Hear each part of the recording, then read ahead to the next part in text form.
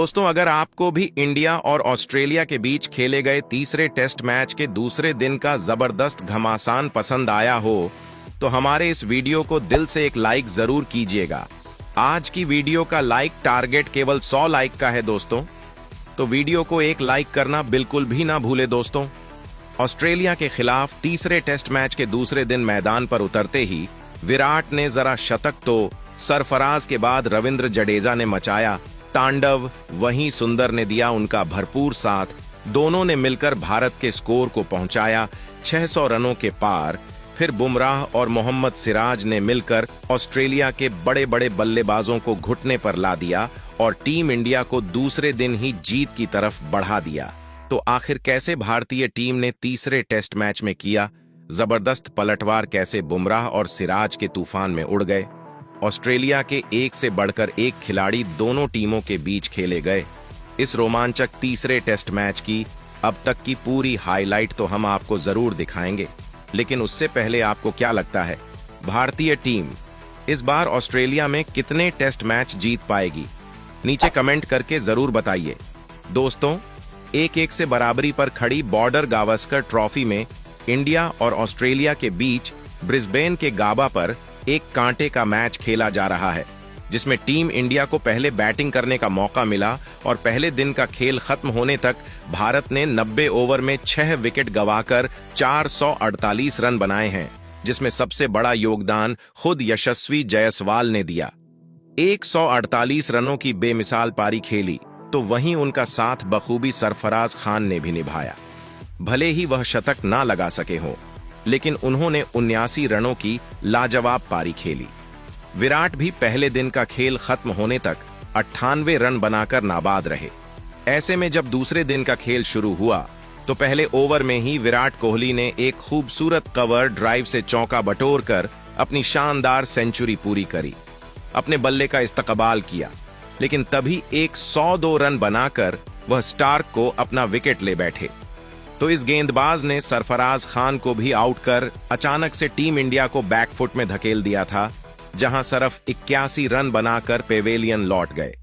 ऐसे में अब मैदान पर मोर्चा संभालने सर रविंद्र जडेजा के साथ वॉशिंगटन सुंदर आए। इन दोनों बल्लेबाजों ने भी रनों की रफ्तार बिल्कुल कम नहीं होने दी, एक के बाद एक। इन दोनों खिलाड़ियों ने शानदार चौके लगाए। जडेजा आक्रामक अंदाज में नजर आ रहे थे। जडेजा का बल्ला रुकने का नाम नहीं ले रहा था, हर गेंदबाजों की बेरहमी से कुटाई कर रहे थे। देखते ही देखते भारत का स्कोर 480 रनों के पार पहुंच गया। पहले सेशन में भी टीम इंडिया ऑस्ट्रेलिया पर हावी नजर आ रही थी। जडेजा तेजी से टीम के लिए रन बटोर रहे थे, वहीं उनका बखूबी साथ सुंदर भी निभा रहे थे। इन दोनों खिलाड़ियों के बीच देखते ही देखते 50 रनों की साझेदारी पूरी हो गई। दोनों खिलाड़ियों के बीच एक अच्छी साझेदारी पनपती हुई नजर आने लगी। ऑस्ट्रेलिया के कप्तान और गेंदबाज पूरी तरह से हैरान और परेशान हो गए। उन्हें लगातार विकेट की तलाश थी, लेकिन यह दोनों बल्लेबाज मैदान पर सेट हो चुके थे। दूसरा दिन भी भारत के नाम होता हुआ नजर आ रहा था। जडेजा टेस्ट मैच को T20 के अंदाज में खेलना शुरू कर दिए, वही सुंदर उन्हें भरपूर स्ट्राइक दे रहे थे। देखते ही देखते रविंद्र जडेजा अपने अर्धशतक की तरफ बढ़ गए और गेंदबाजी करने आए। नेथन लियोन की गेंद पर बेहतरीन चौका जड़कर जडेजा ने अपनी 50 भी पूरी कर ली और धीरे धीरे भारत का स्कोर 530 रनों तक पहुंच गया। टीम इंडिया मैच में पूरी तरह से हावी हो गई। सुंदर और जडेजा भारतीय टीम के लिए तेजी से रन बटोर रहे थे और वह लम्हा आते देर नहीं लगी। जब टीम इंडिया 550 रनों का आंकड़ा आसानी से पार कर गई तो इसी दरमियान गेंदबाजी करने आए। पैट कमिंस की जडेजा ने ऐसी खराब हालत करी कि उनकी लगातार 2 गेंदों पर 2 तूफानी ठोक कर स्टेडियम में हाहाकार मचा दिया। देखते हो देखते दोनों खिलाड़ियों के बीच 100 रनों की साझेदारी पूरी हो गई। जडेजा वहीं अपने शतक के बेहद करीब आ गए। तूफानी अंदाज में बल्लेबाजी करते हुए रविंद्र जडेजा ने केवल एक 130 गेंद का सामना करते हुए शतक ठोक दिया। जडेजा अपने प्रचंड रूप में आ चुके थे, टीम के लिए तेजी से रन बटोर रहे थे, लेकिन तभी लंच ब्रेक से पहले जडेजा ने एक बड़ी गलती कर दी। लाइन की गेंद पर सिंगल लेने के चक्कर में अपना विकेट बाउंड्री पर कैच दे बैठे और भारतीय टीम को 593 रनों के स्कोर पर बड़ा झटका लग गया। जडेजा टीम के लिए 103 रन बनाकर पेवेलियन लौट गए, लेकिन सुंदर मैदान पर अभी भी टिके हुए थे। उनका साथ देने के लिए अब मोहम्मद सिराज आए, लेकिन सिराज अगली ही गेंद पर क्लीन बोल्ड होकर पवेलियन लौट गए। भारतीय टीम को बैक टू बैक 2 बड़े झटके लग गए। भारतीय टीम थोड़ा सा बैकफुट में नजर आने लगी। इस विकेट के बाद लंच कर दिया गया। लंच के बाद एक बार फिर सुंदर के साथ हर्षित बल्लेबाजी करने के लिए आए। इन दोनों खिलाड़ियों ने मिलकर टीम के स्कोर को धीरे धीरे आगे बढ़ाया। भारत का स्कोर 600 रनों के पार पहुंच गया, लेकिन तभी हर्षित ने बड़ी गलती की। स्टार्क की गेंद को समझ नहीं पाए और गेंद सीधा पैड पर जा लगी और वह एलबीडब्ल्यू होकर पवेलियन लौट गए। भारतीय टीम के लिए आखिरी उम्मीद बनकर मैदान पर आए जसप्रीत बुमराह सुंदर का उन्होंने भरपूर साथ निभाया। देखते ही देखते सुंदर ने भी अपने 50 रन पूरे कर लिए, लेकिन 50 रन बनाने के बाद सुंदर जल्दबाजी कर बैठे और लगाने के चक्कर में अपना विकेट खो बैठे। भारतीय टीम 609 रनों के स्कोर पर ऑल आउट हो गई और ऑस्ट्रेलिया के सामने पहाड़ जैसा स्कोर खड़ा कर दिया। ऑस्ट्रेलिया की टीम को यह स्कोर हासिल करना बिल्कुल भी आसान नहीं था। उनकी तरफ से ओपनिंग की शुरुआत करने मैदान पर ट्रेविस हेड के साथ उस्मान ख्वाजा आए। दोनों खिलाड़ी आक्रामक अंदाज में नजर आ रहे थे। अपनी टीम का खाता हेड ने बुमराह की चौथी गेंद पर शानदार चौका लगाकर खोला और टीम के स्कोर को आगे बढ़ाया। वहीं ख्वाजा ने भी सिंगल लेकर अपना खाता खोला। दोनों बल्लेबाज टीम के स्कोर को धीरे धीरे आगे बढ़ा रहे थे। भारतीय गेंदबाजों का डट कर सामना कर रहे थे, बुमराह से लेकर हर्षित राणा। हर गेंदबाजों के खिलाफ यह दोनों बल्लेबाज तेजी से रन बना रहे थे। अपनी टीम के स्कोर को 6 ओवर में 23 रनों तक पहुंचा दिया था। भारतीय कप्तान को लगातार विकेट की तल्ला थी, लेकिन यह दोनों बल्लेबाज मैदान पर सेट होते हुए नजर आ रहे थे। लेकिन तभी जसप्रीत बुमराह का जादू सिर चढ़कर बोलता है। जी हां, 8वां ओवर लेकर आए। बुमराह ने सबके भरोसे पर खरा उतरते हुए ओवर की 5वीं गेंद पर ट्रेविस हेड को एलबीडब्ल्यू कर पवेलियन का रास्ता दिखा दिया और टीम इंडिया को 22 रनों के स्कोर पर पहली सफलता मिल गई। लेकिन उस्मान ख्वाजा अभी भी मैदान पर टिके हुए थे। उनका साथ देने के लिए अब नए बल्लेबाज मरने स्लबसैन आ चुके थे। इन दोनों बल्लेबाजों ने संभाल कर बल्लेबाजी करना शुरू किया और अपनी टीम को 11 ओवर में 44 रनों तक पहुंचा दिया। दोनों बल्लेबाज मैदान पर सेट हो चुके थे, अपनी टीम के स्कोर को धीरे धीरे आगे बढ़ा रहे थे। 16 ओवर में ऑस्ट्रेलिया का स्कोर 63 रनों तक एक विकेट पर पहुंच चुका था। इन दोनों खिलाड़ियों के बीच अच्छी साझेदारी देखने को मिल रही थी।